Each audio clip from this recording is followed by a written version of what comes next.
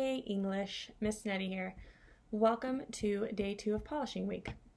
Yesterday you were asked to choose a journal entry to work on this week to revise it before publishing it on Friday. And as a reminder, these final polished pieces are going to be published on a public Padlet for teachers, students, and parents to look at and to enjoy. You can make these anonymous by not adding your name, or if it's something you're really proud of and you want people to know that it belongs to you, then you can put your name on it. The choice is going to be up to you. So today we're going to talk about clarity and coherence in writing. So just to define what coherence is the idea that sentences work together to create meaning.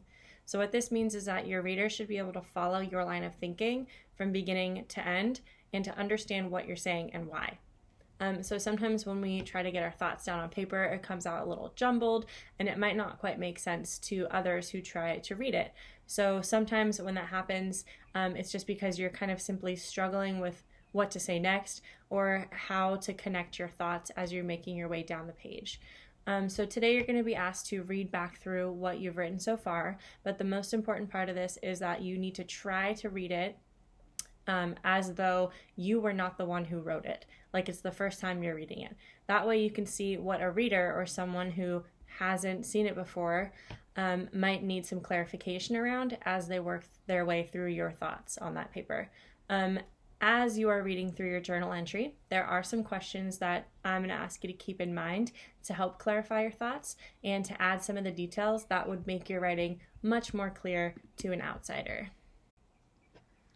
So the first thing you're going to see when you open today's prompt page is a brief recap of the instructions that I just went over. I'm asking you to read through the journal entry that you worked on yesterday and that you're planning to submit on Friday as your polished piece. Again, a reminder that it's really important that you try to read this through the lens of someone who's never read it before.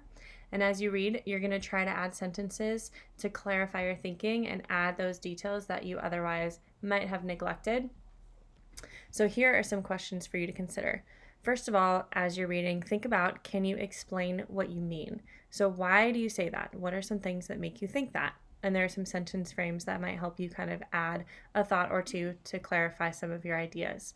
Another thing you might think about doing to clarify your thinking is to provide an example. And I'm not talking about text evidence. I'm just talking about like, what have you seen that supports this? Or you could even think, have you or do you know someone who has ever experienced something like this? So this is going to help take your reader from like the theoretical or this like idea state that you're in where you're just talking through your thoughts to something more concrete.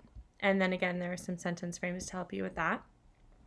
Another question is, can you explain what you don't mean? So sometimes when we say things, we want to catch any mistaken impressions that we might be leaving with what we're saying. So is there actually another side of this that you do agree with? And then you might want to like point that out just so your reader knows that, you know, you're conceding on like 1 or 2 points. And then it helps to clarify again what your opinion is or what your argument is. And the last one is, can you define your terms? So why are you using this word or this term? What does it mean? How is it significant to your line of thinking? So you could think about a word that's really meaningful or impactful or important to what you're saying and just elaborate on it. So when I say this is what I mean by that. Or the term, blank refers to this. And that's important because why? If you scroll down to the bottom, you'll see a teacher example from my polished piece. This is my teacher example for yesterday, for Monday's prompt, where I took my photo response from April 22nd. I wanted that to be my polished piece, so I copied and pasted it into this doc. Everything is in green is everything that I added yesterday to elaborate by using those questions that Mrs. Brazelius and Miss Musich posted. So I just chose one passage to use as an example for you. I chose this one starting from here to there. And I copied and pasted that in here for you to see. So this is what it looked like before. And then when I went through and I read it, I really tried to have that lens of, you know, someone's reading this for the first time, what might I need to expand on or to clarify for them? And so these are what I added. These are the 3 questions that I focused on as I was reading through this paragraph. So I added, this photo reminds me of when this all began. Why do I say that? Because I had a similar, albeit less dramatic experience than this photo, in this photo right here. And then I go on to talk about, I go on to talk about that experience. On March 6th, my friend and I went to the movies to see The Invisible Man. It was a Friday night, and the parking lot was eerily bare. And I wanted to define that a little more in depth for my reader. So when I say bare, I mean, it was like nothing I had ever seen before on a Friday night in a movie theater parking lot. Even on holidays, like when my family decided to go see a movie on Christmas, it wasn't this deserted. So that kind of clarifies, like, when I say bare, like, this is what I mean by that. Like, it was shockingly bare. And then I go on at the end to add a quick example. And this is like an anecdote, right? It's a little story from my experience that just helps the reader see more of what I'm thinking. So I'd expect it to be like a typical Friday night, spending at least 10 minutes in the lot just trying to find a parking space. And then here's my example.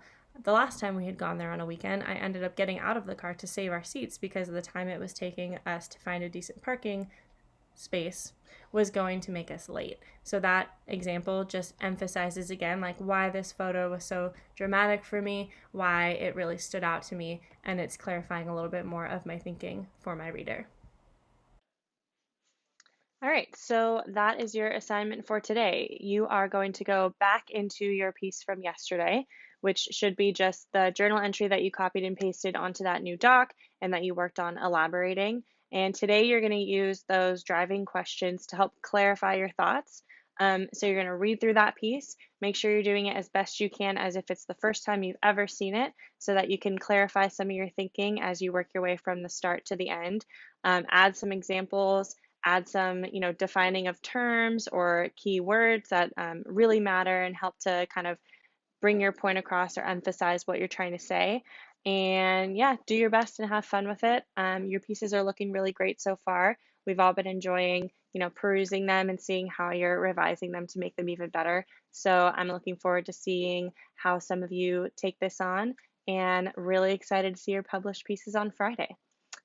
English out.